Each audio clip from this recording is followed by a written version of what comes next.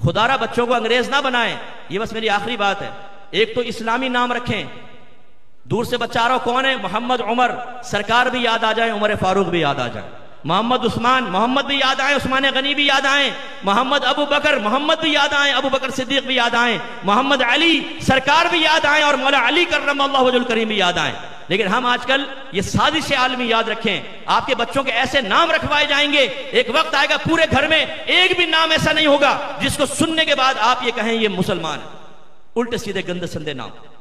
لنتا، واحد مذکر حاضر کا صیغہ ہے، ورب ہے. لڑکی کا نام بن ہی نہیں سکتا، یہ تو ورب ہے، ناؤن بنتا ہے اسم. لنتا، لا ریب، انعمتا، دعا، آذان. ارے بھائی کیسے کیسے نام رکھ رہے ہو یار. اپنے اکابرین کے نام سے نفرتیں ہو گئی. ہم کہیں عائشہ رکھ لو، پرانا نام. خدیجہ رکھ لے، پرانا نام. ماریہ رکھ لے، پرانا نام. وہ بھائی اللہ بھی قدیم ہے. قرآن بھی 1500 سال پہلے نازل ہوا. نبی کریم بھی 1500 سال پہلے دنیا سے پردہ فرما چکے ہیں. ہمارا مذہب اسلام بھی بہت پرانا ہے. ماں باپ بھی پرانے ہیں. زوجوں کو دیکھیں وہ بھی 45 سال پرانی ہیں. تو کیا سارے پرانوں کو چھوڑ دیں گے؟ اسلامی نام رکھیں. اپنے بچوں کو ادب سکھائیں. ان کا گیٹ اپ ایسا رکھیں کہ دیکھیں تو خدا یاد آئے. دین اسلام کی رغبت ہو. خدا را ان کو انگریز مت بنا. نائی کے پاس جاتے ہیں، جی حکم فرمائیں کارٹون بناؤ. کتنے میں بناؤ گے؟ 2000. یہ لو 2000. اب وہ یہاں سے کاٹے گا سارا، ایک چھجا سے یہاں چھوڑ دے گا، چھوٹا سا کٹورا کٹ، پتہ نہیں کون سا کٹ ہے. اب وہ انگریزوں کے موٹے موٹے منہ بچوں کے، گورے رنگ ان کے، ان پہ خوبصورت لگے. ہمارے ایسے بچے جیسے چسا ہوا آم، غذائیں نہیں کھائی ہوئی بچوں نے، اور رنگ بھی ایسے ہی. وہ جب کٹورا کٹ لے کے باہر نکلتا ہے تو وہ نائی بھی گھبرا جاتا ہے کہ یار پیسے لے کے چیز کیا بنا دی میں نے. پہچان میں نہیں آتا کہ یہ انسان کی اولاد ہے یا خدا نہ خواستہ چمپینزی ہے. اور ابا فخر سے لے کے آ رہا ہوتا ہے. ارے پھر عید بقرعید پہ پینٹ شرٹ پہنا کے بچے کو، واہ واہ دیکھو ہیٹ، اینک، یہ اسٹائل. میرا بیٹا تو انگریز لگ رہا ہے. واہ بھائی واہ. ذرا نبی کریم کی نگاہیں اس وقت دیکھیں، وہ کتنے پیار بھرے نگاہوں سے دیکھ رہے ہوں گے. سرکار کا دل جل جاتا ہے. غیر قوم کی مشابہت اختیار کر کے آپ ایسا کر رہے ہیں. بچہ ماں بہن کی گالیاں دے، تیلی ماں کی تیلی بہن کی، گالی بک رہا، کتنا اچھا لگ رہا ہے. ادھر ادھر میں سناؤ یار، گالی دے کے بتا، گالی دے کے بتا، تیلی ماں کی تیلی بہن. خوش ہوتے ہیں، بچوں کو سینے سے لگا لیتے ہیں. ارے یار اب وہ بچہ گالیاں بک رہا ہے، آپ سینے سے لگا رہے. بچہ جاتا ہے ماں کے منہ تھوڑا سے منہ پہ تھپڑ مار، پپو کیا کر رہے ہو، ایسے نہیں کرتے. وہ آ کے ایک جوتی اور دھڑاک کر کے، دیکھو مما کو ایسے نہیں مارتے. ارے بھائی ادب سکھاؤ. مما یہ آج تمہارے جوتیاں مار رہا ہے، کل پتہ نہیں کیا کرے گا باہر نکل کے. معلوم ہی نہیں کہ بچوں کے لاڈ پیار کی کیا صورت ہونی چاہیے، اور ادب احترام سکھاتے ہوئے کیا سختی مطلوب ہے. میں نے بھی آپ کو حدیث سنا ہے، سرکار فرماتے ہیں بچہ 7 برس کا ہو جائے نماز کا حکم دو، 10 برس کا ہو جائے تو مار کر نماز پڑھاؤ. آئیے دین کی طرف. سب سے پہلے آپ فرض علوم کورس سیکھیں. کوئی آپ کو قریبی عالم ملے، جہاں سے آپ کرنا چاہیں مطمئن ہو کیجئے. کوئی اور نہ ملے میرا نمبر لے لیں، انشاءاللہ میں آپ کو انتظام کر کے دیتا ہوں. سیکنڈ، قرآن ترجمہ اور تفسیر سے پڑھیں. خدا را یہاں بہت سارے سنی بیٹھے ہوں گے جو یہ کہتے ہیں جی کنز الایمان پڑھو، اعلی حضرت کا ترجمہ بڑا کامل ترجمہ ہے، پرفیکٹ ترجمہ ہے. میں بھی مانتا ہوں، لیکن میں آپ سے پوچھتا ہوں آپ نے کنز الایمان پڑھا ہے؟ ترغیبیں دے رہے ہیں، خود نہیں پڑھ رہے. آپ کوئی بھی اچھی تفسیر، ترجمہ تفسیر سنیں یا پڑھیں. چاہیں تو آپ چلے جائیں یوٹیوب پر، اس پہ لکھیں تدبر قرآن بائے مفتی اکمل، آپ کو وہ ملے گی. میں نے ریکارڈ کرائی تھی 3 سال میں، کیو ٹی وی پہ چلی تھی، وہاں ریکارڈڈ ڈلی ہوئی. ایپیسوڈ 1 سے دیکھنا شروع کریں، بہت فائدہ ہوگا آپ کو انشاءاللہ. ایک دفعہ ختم کر لیں، سب دیکھ لیں، آہستہ آہستہ روزانہ ایک پروگرام دیکھتے رہیں. میدان معاشر میں آپ قسم کھا کے کہہ سکتے ہیں کہ اللہ تعالیٰ میں نے تیرا کلام پورا ترجمہ اور تفسیر کے ساتھ سنا تھا. تیسری چیز، حدیث کے قریب آئیں. ہمارے گھروں میں سے اکثر، مجھے معلوم ہے آپ کے گھر میں حدیث کی کوئی کتاب نہیں ہے. بخاری، مسلم، ترمذی، نسائی، ابو داؤد، ابن ماجہ. بہت سارے ایسے بیٹھے ہوں گے جس نے بخاری کو ہاتھ میں لے کر نہیں دیکھا. یہ آپ کے محبوب کا کلام ہے، میرے نبی کا کلام ہے، گھر میں ہونا چاہیے. گھر خالی ہیں.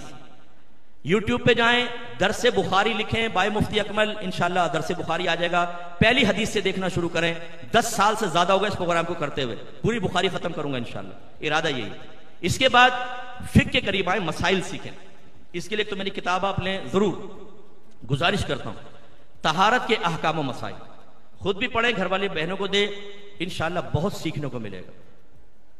یہ بات مطلب مجھے کہنی پڑ رہی ہے. شاید ہی کوئی باپ ایسا ہوگا جس نے اپنے بچے کو کہا ہوگا کہ جسم کی صفائی کتنے عرصے میں کرتے ہیں اور اس کی مقدار کیا، پتہ ہی نہیں ہوگا. ہم اسکول میں تھے، وہ دوست کہتے تھے یار چنے کے برابر بال ہو جائے نا تو کھانا پینا حرام ہو جاتا. ایک سے ایک مفتی بیٹھا ہوا ہے وقت کا امام اعظم. پتہ ہی نہیں ہے مسائل، کیونکہ یہ شرم کے مسائل ہوتے ہیں، باپ سکھانے میں شرماتا ہے، مسجد میں بیان نہیں ہوتے، اسکول کالج یونیورسٹی میں پتہ نہیں چلتا، عام بیانات ہوتے نہیں، معلوم ہی نہیں ہے نوجوانوں کو کہ مقدار کیا منہ زیر ناف۔ پڑھیں آپ کو کتاب بیسٹ بک ہے۔ اس کے علاوہ یوٹیوب پہ جائیں، لکھیے گا احکام شریعت۔ اس پروگرام کو 20 سال ہو گئے میرے، کمنگ مارچ میں 20 ایئرز کمپلیٹ ہو جائیں گے، 20 سال سے لوگ دیکھ رہے ہیں، اور ویورشپ ہے تبھی دیکھ رہے ہیں، ورنہ سیمائی سے زیادہ چینل پہ پروگرام نہیں چلتا۔ 20 ایئرز ہو گئے، دیکھیے ایک ایک ایپیسوڈ دیکھ لیا کریں، ایک ایک پروگرام آج بھی تھا، آپ پیچھے سے ریورس چلے، ایک پروگرام دیکھ لیں، چاہے آدھا آدھا کر کے دیکھ لیں، اتنی معلومات ہوگی انشاءاللہ۔ تمام جدید مسائل پہ میں کلام کرتا ہوں، جتنے میرے بچے یہاں بیٹھے کہ وہ ایک کسی نے پوچھا تھا کہ ایک شخص تھے، انہوں نے مرنے سے پہلے اپنی جگہ کو مسجد کے لیے وقف کیا اور پھر ان کا انتقال ہو گیا۔ اب وہاں مسجد کی ضرورت نہیں تھی تو لوگوں نے وہاں ایک مدرسہ بنا دیا جس میں بچے پڑھتے ہیں اور وہاں پہ چندہ بھی کرتے ہیں اس مدرسے کے لیے۔ کیا حکم شرع ہوگا؟ دیکھیں، جب کوئی مسجد کے لیے پلاٹ وقف ہو جاتا ہے تو مسجد ہی بنے گی، اس پر ضرورت ہو یا نہ ہو آپ کو مسجد ہی بنانی ہوگی۔ اگر جیسے قریب مسجد ہے لیکن وہ وقف کر کے گیا ہے تو مسجد ہی آپ اس کو بنانی ہوگی۔ اور ایک تو یہ ہے کہ مسجد کے لیے خاص کہہ گیا کہ یہاں مسجد بنانا، تو مسجد بنانی ہوگی۔ اور اگر اس نے کہا تھا کہ یہ مسجد کے لیے پلاٹ ہے اور مراد یہ تھا کہ اس کے فائدے نفع جو ہیں وہ چاہے مسجد نہ بناؤ وہ مسجد تک پہنچا دیں، تو پھر ایسا آپ کو وہاں کام کرنا ہوگا جس سے آمدنی ہو اور وہ آمدنی مسجد کے کام میں صرف ہو۔ تو اس لیے آپ جیسے وہ مدرسہ بناتے ہیں تو بچوں سے فیسز لیں، ٹیچر کو بھی دیں، اور جو بچے اس کو مسجد کے اندر لگائیں۔ اور بہتر تو یہ تھا کہ اگر مسجد کی تعمیرات کے لیے، مسجد کے مالی تعاون کے لیے وہ کر کے گیا تھا تو اس کو آپ کو مکان بنا کے کرائے پہ چھڑانا چاہیے اور وہ کرایہ وہاں دینا چاہیے۔ لیکن بہرحال مدارس کی بھی ضرورت ہوتی ہے، تو اگر مدرسہ بنا لیا ہے تو اس میں اس طریقے سے آمدنی کے امکانات پیدا کریں تاکہ مسجد کو فائدہ ہوتا رہے۔ تو خلاصہ کلام یہ ہے کہ اگر خاص وہ مسجد بنانے کے قصد و ارادے سے مسجد کے لیے وقف کیا تھا تو پھر اس پہ وہ قیامت تک مسجد ہی رہے گی، اس پہ مسجد بنانی ہوگی، پھر آپ مدرسہ وغیرہ نہیں بنا سکتے ہیں۔ ایک انہوں نے کہا کہ ہماری گلی میں ایک صفائی والا آتا ہے اور وہ کہتا ہے کہ جی میری عید پر مجھے مالی امداد دیں، تو کیا ہم غیر مسلم کو مالی امداد اس کے کسی مذہبی تہوار پر دے سکتے ہیں یا نہیں؟ دیکھیں، آپ مذہبی تہوار منانے کے قصد و ارادے سے نہ دیں، ویسے اگر وہ غریب ہے اس کی ویسے آپ تھوڑی بہت مدد کرنا چاہیں بہتر ہے، اور میرا مشورہ یہ ہوگا کہ آپ اس سے تھوڑا سا اضافی کام لے لیں اور اس اضافی کام کے پیسے دیں۔